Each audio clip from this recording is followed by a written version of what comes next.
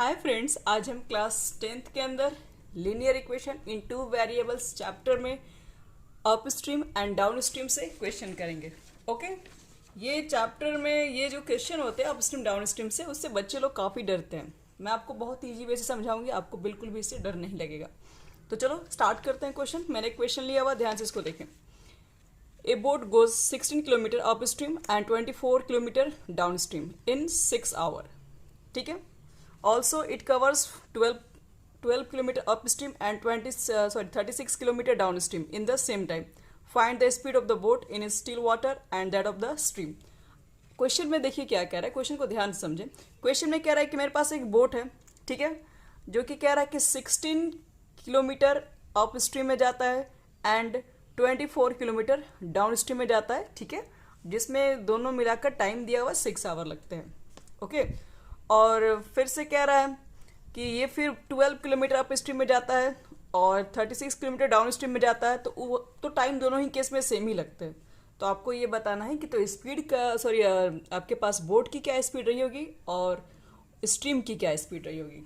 देखिए इस क्वेश्चन में आपको समझ में कुछ आया कि नहीं, पहले मैं आपको कुछ क्लियर करवा दे रही हूँ। जैसे मान लो कि मेरे पास ये नदी है। अगर आपके पास नदी है, ठीक है, ये इसके स्ट्रीम है, तो स्ट्रीम का भी कुछ अपना क्या होता है, कुछ अपना स्पीड होता है। देखते होंगे लहरें कैसे चलती है, लहरें कोई एक डायरेक्शन में चलती हैं, ठीक है। तो मान लेते हैं कि लहरें इस डायरेक्शन में चल रही हैं, ठीक है। तो अगर लहरें किसी डायरेक्शन में चल रही हैं, कि स्ट्रीम किसी डायरेक्शन में अगर चल रही है, तो इनका कुछ स्पीड होगा, ठीक है। और इस पर आपका क्या है, इस पर आपका एक बोट है और इसका भी कुछ स्पीड है, आपके बोट का भी कुछ स्पीड है। तो हम क्या करते हैं, हम मान लेते हैं कि बोट का जो स्पीड है वो x है, ओके। और ये जो आपके पास जो स्ट्रीम का जो स्पीड है उसको हम क्या मान लेते हैं, y किलोमीटर पर आवर मान ले रहे हैं। ओके, ध्यान से इसको समझना। बोट के स्पीड को x किलोमीटर पर आवर और आपके पास जो स्ट्रीम का स्पीड है उसको y किलोमीटर पर आवर के हिसाब से मान ले रहे हैं। अब अगर आप मान लो आपके पास जो स्ट्रीम है, ठीक है, उसकी डायरेक्शन अगर ये है, इस डायरेक्शन में जा रहा है, बोल सकते हैं कि वेस्ट से ईस्ट की तरफ जा रहा है, इस तरीके से अगर डायरेक्शन में अगर नदी बह रहा है, अगर आप क्या कह रहे हैं कि आप बोट अगर इसी डायरेक्शन में लेके जा रहे हैं, ठीक है, जिस डायरेक्शन में स्ट्रीम आपका है, ठीक है, जिस डायरेक्शन में आपकी नदी बह रही है, आप उसी डायरेक्शन में आप बोट को भी चला रहे हो, ठीक है, तो उसमें उस केस को हम लोग कहते हैं डाउन स्ट्रीम, कहते हैं डाउन स्ट्रीम, ठीक है। उस केस में जो भी बनता है उसको हम लोग डाउन स्ट्रीम कहते हैं। जिस डायरेक्शन में आपका स्ट्रीम है उसी डायरेक्शन में अगर आपका बोट चल रहा होगा तो उसको बोलते हैं डाउन स्ट्रीम, ठीक है। और समझिए, अगर मैं आपसे बोलूं कि अगर मेरे पास नदी का जो डायरेक्शन है अगर ऐसे है और अगर आप बोट यहाँ से लेके जा रहे हैं, आप बोट ऐसे चला रहे हैं, ठीक है, आप बोट का स्पीड आपको इधर जा रहा है, तो आपको अगर नदी जिस डायरेक्शन से बह रहा है, अगर आपका जो बोट है उसकी जस्ट अपोजिट डायरेक्शन में वर्क कर रहा है, तो उसको हम बोलते हैं अप स्ट्रीम, ठीक है। डाउन स्ट्रीम का मतलब है जिस डायरेक्शन में नदी का जो स्पीड है, ठीक है, स्ट्रीम का जो स्पीड है, उसी डायरेक्शन में अगर आपका बोट का भी स्पीड चल रहा होगा तो उसको डाउन स्ट्रीम कहा जाता है। लेकिन जब अपोजिट केस हो जाए, जिस डायरेक्शन में मान लीजिए कि स्ट्रीम का स्पीड है उसके अपोजिट, जैसे कि डायरेक्शन ऑफ स्ट्रीम देखिए साइड में, आपका बोट जो रहा है वो इधर चलना उसको है, तो ये अपोजिट केस हो गया, ठीक है। अगर मैं आपसे पूछूं कि अप स्ट्रीम का स्पीड क्या होगा, अप स्ट्रीम का स्पीड आपको बताना है, ठीक है। तो देखिए आप अप स्ट्रीम का स्पीड कैसे बताएंगे। तो अप स्ट्रीम का देखो स्पीड क्या होता है, डाउन स्ट्रीम का स्पीड क्या होता है। जैसे मान लीजिए कि इसको ध्यान समझिएगा, जैसे मान लो कि ये स्ट्रीम आ रहा है, ठीक है, और इसका स्पीड को क्या मान लिया हम लोग है, y किलोमीटर पर आवर मान लिए, और इसके ऊपर इसका डायरेक्शन इधर है, तो आपके पास जो बोट है उसका डायरेक्शन इधर है, और इस बोट का स्पीड को क्या मान लिया है, x किलोमीटर पर आवर। तो आपको मालूम करना है कि इस केस में, ठीक है, अब अगर कोई मान लीजिए कि अगर आपके पास बोट को अगर एक जगह से दूसरे जगह जाना है, ठीक है, डिस्टेंस कवर करना है, तो डिस्टेंस कवर करने के लिए क्या चाहिए, इसके ऊपर कुछ स्पीड रहेगा, उसका डिस्टेंस तो क्वेश्चन में दे दिया है कितना कवर कर रहा है, तो इसकी एक्चुअल स्पीड क्या होगी, बोट की एक्चुअल स्पीड अभी क्या होगी। इस मतलब मैं आपसे कहना चाहूँ कि मुझे इतना किलोमीटर डिस्टेंस ट्रैवल करना है, तो आपको डिस्टेंस ट्रैवल करने में आपको एक्चुअल स्पीड किस आप स्पीड से जा रहे हैं उसी को आप स्ट्रीम कहेंगे हम लोग। तो देखिए किस स्पीड से जा रहे हैं वही आपको मैं यहाँ पे बात कर रही हूँ, ठीक है। तो पहले तो आप मान लीजिए कि आपके पास ये जो आपके पास बोट है उसकी x किलोमीटर है, ठीक है, और ये आपके पास जो स्ट्रीम है उसकी y किलोमीटर है। अगर आपके पास अगर आपको यहाँ से अगर मान लीजिए इस पॉइंट पे जाना है, तो यहाँ से आपको यहाँ जाने के लिए क्या चाहिए, इसका स्पीड जो आपके पास बोट का स्पीड है वो स्ट्रीम के स्पीड से ज़्यादा होना चाहिए, अदरवाइज आप नदी के हिसाब से चलेंगे, आप अपने हिसाब से नहीं चल पाएंगे। ठीक है, नदी आपको ऐसे ले जाएगी तो आप भी इसी हिसाब से इधर बढ़ जाइएगा। आपको लेकिन जाना यहाँ पर है, तो आपको क्या करना पड़ेगा, तो जाहिर सी बात है ना कि आपके पास बोट का स्पीड क्या होना चाहिए, बोट का स्पीड ज़्यादा होना चाहिए स्ट्रीम के स्पीड से। अगर ये स्पीड ज़्यादा है, अगर ये स्पीड ज़्यादा रहेगा तभी आप इस डिस्टेंस पर पहुँच पाओगे। तो बताओ कि कितने स्पीड को ये कैंसिल, क्योंकि स्ट्रीम का भी कुछ अपना स्पीड है, इसका भी कुछ अपना स्पीड है, इतना तो पता चल रहा है हमें कि इसका स्पीड ज़्यादा होना चाहिए, तभी ये जाके कैंसिल हो सकता, तभी जाके हमको यहाँ पहुँच पाएंगे। तो इसका स्पीड ज़्यादा है, इसका स्पीड भी कुछ है। ठीक है, तो हम पूछेंगे कि मेन जो वर्क लग रहा है, मेन जो स्पीड काम कर रहा है यहाँ से यहाँ तक पहुँचने में, वो कितना स्पीड है, इस बोट की क्या स्पीड है उस केस में। तो आप क्या बोलेंगे उस केस में, मुझे अगर इसको अगर पार करना है तो इसके लिए मुझे कौन सा स्पीड यूज़ करना पड़ रहा है। तो एक तो आपके पास x किलोमीटर पर आवर है, ठीक है, वो बोट का है, लेकिन ये पूरा x किलोमीटर पर आवर यहाँ यूज़ हो नहीं पा रहा है। क्यों नहीं हो पा रहा है, क्योंकि कुछ तो आपका स्पीड यही आपको क्या कर दे रहा है, डिसबैलेंस कर दे रहा है। कितना कम कर दे रहा है, तो आपके पास x आपके पास किलोमीटर पर आवर था, जिसमें से y किलोमीटर पर आवर के हिसाब से उसको पीछे धक्का दे रहा है। तो मेन यहाँ से यहाँ तक आने में उसको कुल कितना स्पीड लग रहा होगा, किस स्पीड से वो यहाँ से आ रहा होगा। तो हम बोलेंगे कि मेरे पास x है, ठीक है, x अगर किलोमीटर पर आवर के हिसाब से अगर काम करता तो कुछ ना कुछ आगे रहता, लेकिन अब यहाँ पर स्ट्रीम का भी कुछ अपना स्पीड है। तो स्ट्रीम का स्पीड क्या कर दे रहा है, इसको बैलेंस कर दे रहा है, बैलेंस नहीं कर दे मतलब इसके ऊपर एक अपना फोर्स अप्लाई कर रहा है। अगर ये मान लो कि अगर ये 10 न्यूटन का फोर्स अप्लाई करके अगर ऊपर इधर आ रहा है, तो ये भी अपना कुछ फोर्स अप्लाई कर रहा है। जैसे मान लो ये 4 फोर्स अप्लाई कर रहा है, तो 10 न्यूटन का, ये 4 फोर्स का है। जैसे मान लो कि एक चीज़ यहाँ पर रखो, मान लो कि मेरे पास एक दीवार है, ठीक है, कोई इसको 10 न्यूटन का फोर्स लगा रहा है, ठीक है, दीवार में मान लो कोई भी एक ऑब्जेक्ट मान लो, और यहाँ पर मान लो कोई दूसरा आदमी क्या कर रहा है, इसके ऊपर धक्का लगा रहा है, वो मान लो कि 4 न्यूटन का लगा रहा है। तो मैं पूछूंगी कि एक्चुअल दीवार पे कितना फोर्स अप्लाई हो रहा है। तो आप 10 जो लगा रहे हैं, 4 इधर से लग रहा है, तो 4 तो इधर से ही बैलेंस कर दिया जा रहा है। आपका मेन जो दीवार पे जो फोर्स काम कर रहा है वो सिर्फ 6 न्यूटन का है। तो आपने क्या किया, 6 न्यूटन कैसे मालूम चला हम लोग को, तो ये 10 में से हम लोग क्या कर दिए, 4 घटा दिए, क्योंकि 10 तो अप्लाई कर रहा है, लेकिन 10 अप्लाई कर रहे हैं तो पीछे से भी तो 4 अप्लाई किया जा रहा है। तो 10 में से आपका 4 जो हो रहा है वो तो बैलेंस में ही निकल जा रहा है। तो आपके पास मेन जो दीवार पे जो फोर्स काम कर रहा है वो 6 न्यूटन काम कर रहा है। तो सेम देखिए यहाँ पर भी सेम ही कंडीशन अप्लाई करते हैं हम लोग। यहाँ पर मैं पूछूंगी कि एक्चुअल जो स्पीड है, ठीक है, वो बोट की, उस हमको स्ट्रीम को पार करने में, ठीक है, नदी को पार करके मुझे इस पॉइंट पे पहुँचना है, तो क्या रही होगी।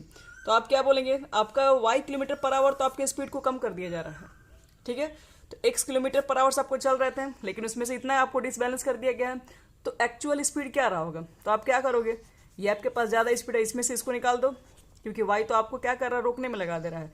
तो x माइनस वाई क्या हो जाएगा, ये अप स्ट्रीम का स्पीड कहलाता है, ठीक है, x माइनस वाई जो होगा आपके पास वो अप स्ट्रीम का स्पीड होता है। अब समझो कि डाउन स्ट्रीम का स्पीड क्या होता है, डाउन स्ट्रीम। तो डाउन स्ट्रीम का मैंने बताया कि आपको नदी इस डायरेक्शन में, स्ट्रीम इस डायरेक्शन में चल रहा है, और आपके पास जो बोट है वो भी इसी डायरेक्शन में जा रहा है। तो देखिए आपके बोट का भी स्पीड है, नदी का भी स्पीड है, स्ट्रीम का भी स्पीड है, तो इसका x है और इसका y है। तो इस बार क्या होगा कि जब उसी डायरेक्शन में आप जा रहे हैं तो काफ़ी स्पीड में आपको पहुंचा देगा। तो इसलिए क्या बोल सकते हैं हम लोग हैं, जिस डायरेक्शन में स्ट्रीम है उस डायरेक्शन में अगर आपका बोट का स्पीड है, तो यहाँ पर अगर हम लोग को कोई डिस्टेंस कवर करना होगा तो वहाँ पर जो स्पीड रहा होगा वो और तेज़ी से बढ़ जाएगा। कितना हो जाएगा बढ़ के, तो x तो पहले से ही है, इसके अंदर y और हट देगा, ठीक है। ऐसे समझो कि मान लो कोई एक दीवार है, ठीक है, इसके ऊपर कोई 10 न्यूटन का फोर्स अप्लाई कर रहा है, फिर कोई 4 न्यूटन का और अप्लाई कर दिया, तो यहाँ पर तो अब ज़्यादा केस हो गया ना, यहाँ पर तो ज़्यादा फोर्स अप्लाई हो रहा है। तो वही चीज़ यहाँ पर है कि अगर मान लो कि एक मेरे पास, हमको यहाँ से यहाँ तक पहुँचना है, एक तो मेरे पास स्पीड है इसका, एक हमको नदी भी क्या कर रहा है, नदी का स्ट्रीम भी हेल्प कर रहा है उस पॉइंट तक पहुँचाने में। तो यहाँ पर कुल स्पीड कितना हो जाएगा, x plus y kilometre per hour. इसलिए याद रखना अप स्ट्रीम का स्पीड क्या होता है, x माइनस वाई, और डाउन स्ट्रीम का स्पीड होता है x प्लस वाई। तो देखो एक क्वेश्चन मैंने लिखा हुआ है, हम लोग क्या कर लेते हैं, हम लोग मान लेते हैं let the speed of the boat in the still water, ठीक है, हम लोग बोट ऑफ स्पीड को क्या मान लिए हैं, x किलोमीटर पर आवर, और स्पीड ऑफ द स्ट्रीम को क्या मान लिया, y किलोमीटर पर आवर। अब देखो इसका ध्यान से, स्पीड ऑफ अप स्ट्रीम कितना हो जाएगा, तो मैंने जस्ट आपको पहले बताया x minus y kilometre per hour, ये अप स्ट्रीम का है, डाउन स्ट्रीम में क्या हो जाएगा, x plus y kilometre per hour. अब मुझे एक चीज़ बताना आपको है, क्वेश्चन में कह रहा है कि आपके पास एक बोट है, अप स्ट्रीम में 16 किलोमीटर चलता है और डाउन स्ट्रीम में 24 किलोमीटर चलता है। तो बताओ कि टोटल टाइम टेकन कितना लगता है, 6 आवर लगता है।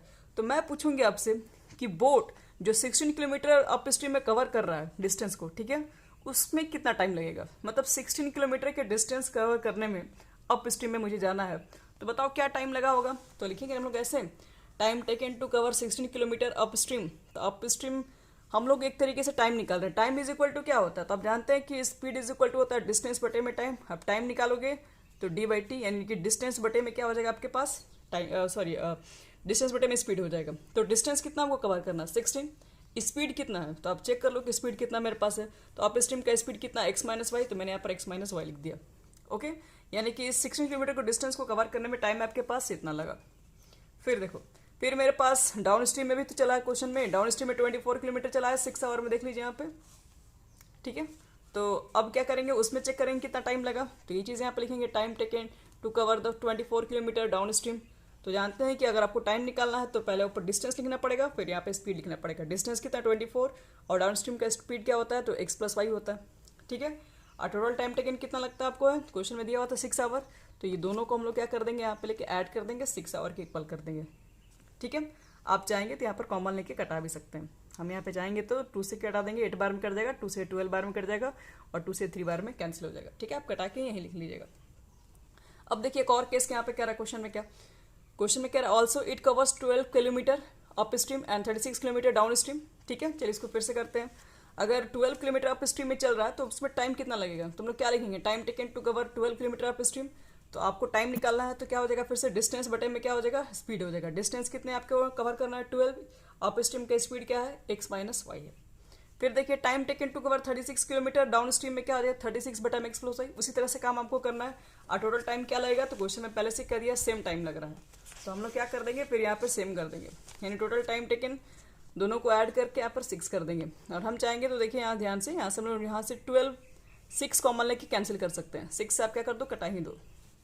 6 से कटा दोगे तो क्या हो जाएगा, तो 6 से कटाएंगे 2 बार में जाएगा, ये 6 बार में जाएगा और ये 1 बार में आएगा। ठीक है, ये इक्वेशन आपका 2 हो गया और फर्स्ट वाले इक्वेशन को मैंने कटा कर यहाँ लिख दिया है। ठीक है, अब ऐसे इक्वेशन को कैसे सॉल्व करते हैं, देखिए मैं आपको बता दे रही हूँ। ऐसे इक्वेशन को सॉल्व करने के लिए पहले हम क्या करते हैं, 1 बटे में एक्स माइनस वाई को यू मान लिया गया और 1 बटे में एक्स प्लस वाई को भी मान लिया।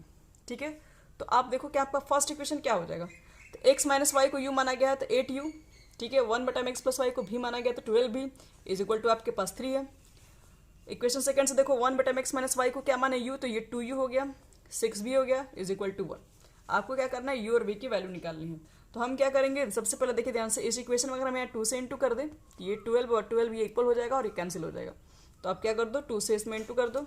तो मैंने क्या कर दिया, इक्वेशन थर्ड इसको माना, इसको 4 माना, थर्ड वाले में से क्या कर दिया, 4 में 2 से इंटू करके उसको माइनस कर दिया। तो थर्ड वाले को ऐसे मैंने उतार दिया, यहाँ देख लीजिए। और उसके बाद मैंने क्या कर दिया, उसके बाद ये उसमें 2 से इंटू किया तो 4 हो गया, 12 हो गया और 2 हो गया। उसको मैंने जब घटा दिया तो ये 12 यहाँ से कैंसिल हो जाएगा और यहाँ 8 में से 4 क्या 4 हो जाएगा, 3 में से 1 गया, 3 में से यहाँ पे 2 जाएगा, 2 हो जाएगा, कितना बचेगा आपके पास 1 बचेगा। तो u इज इक्वल टू क्या हो जाएगा 1/4 और u की वैल्यू पुट कर दो, u किसको माने 1 बटे में एक्स माइनस वाई, तो 1/4।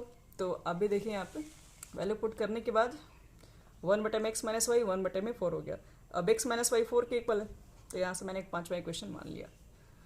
सिमिलरली आप देखिए बगल में यहाँ पे भी सेम ही काम किया जा रहा है। देखो ध्यान से, इक्वेशन थर्ड है। ठीक है, इसमें से क्या कर दिया, इस बार मैंने v का मान निकालने की कोशिश किया। v का मान कैसे निकालेंगे, तो v का मान निकालने के लिए इसमें 4 से इंटू कर देंगे, दोनों 8 इक्वल हो जाएगा। ठीक है, तो क्या कर दो, इसमें 4 से इंटू कर दो। इस बार 4 से इसमें इंटू किए तो 8 हो गया, 4 से इंटू करने पर कितना हो गया, ये 4 से इंटू करेंगे तो 24 हो गया और 4 से इंटू करने पर ये 4 हो गया। यहाँ मैंने इसको लिख दिया, फर्स्ट थर्ड इक्वेशन को ऐसे उतार दिया, 4 को ऐसा लिख दिया गया। 8 से 8 यहाँ कैंसिल हो जाएगा। अब यहाँ पे देख लो घटा के यहाँ पे -12 भी हो जाएगा, ये -1 हो जाएगा, तो v का मान 1/12। v की वैल्यू पुट कर दो, v को क्या मान है, v is equal to 1/x plus y, तो यहाँ पर 1 बटे एक्स प्लस वाई लिख दो यहाँ पे आप। ठीक है, v का मान 1/x plus Y equal to 1/12, तो x प्लस वाई का मान कितना हो जाएगा, यहाँ से 12 हो जाएगा। ठीक है, ये 2 इक्वेशन है, आप इस 2 इक्वेशन को सॉल्व करके x y का मान निकाल सकते हो। देखो 2 इक्वेशन को सॉल्व कैसे करेंगे। फर्स्ट इक्वेशन है x minus y is equal to 4, x plus y is equal to 12। आपको ये 2 इक्वेशन दिख रहा है। ठीक है, ये 2 इक्वेशन आपके पास है। अब दोनों इक्वेशन को सिंपली ऐड करेंगे तो y cancel, x 2x equal to कितना हो जाएगा 16, x का मान 10 हो गया और x की वैल्यू 8 अगर आप किसी इक्वेशन में पुट कर दो, मैंने यहाँ पे 6 में पुट कर दिया है, तो कितना हो जाएगा, तो देख लीजिए पुट करके यहाँ पे x की वैल्यू हम लोग 8 पुट करेंगे तो 8 plus y is equal to 12, तो 8 y इज इक्वल टू कितना हो जाएगा 4 हो जाएगा। तो हम लोग x किसको माने थे, x माने थे कि speed of boat in still water 8 kilometre per hour आ गया, और हम लोग y किसको माने थे, तो speed of stream 5 kilometre per hour, यानी कि 4 किलोमीटर पर आवर आपके पास है। ठीक है, तो ऐसे कोई भी क्वेश्चन आप up stream and down stream के बना सकते हैं। Thank you.